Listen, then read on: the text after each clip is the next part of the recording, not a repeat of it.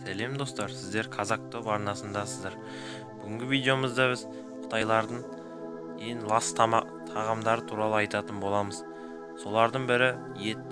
Етті олар көп уақыт иісін шығармай сақтау үшін оған әртүрлі дәрілер сеуіп, уколдар салады. Бұл еттің ұзақ сақтауына көмектеседі, бірақ адам жегенде адамға әртүрлі аурулар пайда болады. Қытайда балықтың тез бұзылмас үшін балыққа укол салып, оның иісін шығармас үшін иісін шығармайтындай көбірек сақтайды. Бұл балықтың иісін шығармағанымен адамның денсаулығына өте зиян.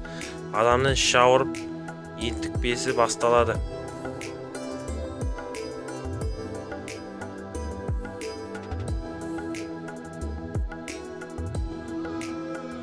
Көптеген Қытайдың дүкен сөрелерінен напиток алған кезде байқамаса,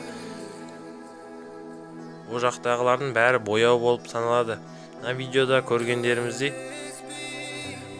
напитоктың ішіне қағаз салып еді.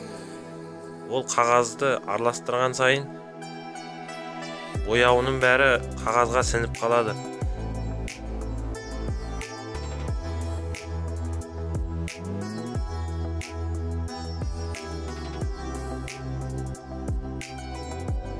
Қытайда адам көп болғандықтан оларға жұмыртқа тапшы болады. Сол себепті олар жұмыртқаны қолдан жасайды. Бұл жұмыртқа шын жұмыртқадан ешбір айырмашылық жоқ болып жүре береді.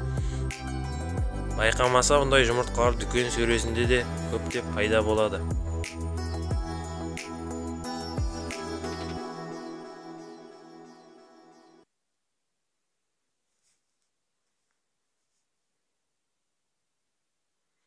Бал. Қытайда да басқа елдер сияқты бал жасау көптеп қолданылады. Халықтың көп болғандықтан бал жасау, бұл жақта жасанды балды дүкеннен қантты алып, оны қатты қыздырып, қант қатты қызғаннан балға ұқсас болады. Оған бояу қосып, бал қып жасап шығарады. Таза балды тексеру үшін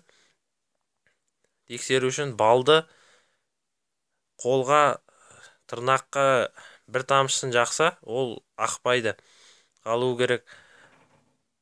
Тағы да бір тексеру түрі, балды суға сап араластырып қойса, бал жоғалып кетсе, ол өтірік бал саналады. Ал шын бал жоғалмай, суда қалып, түбінде қалып қояды.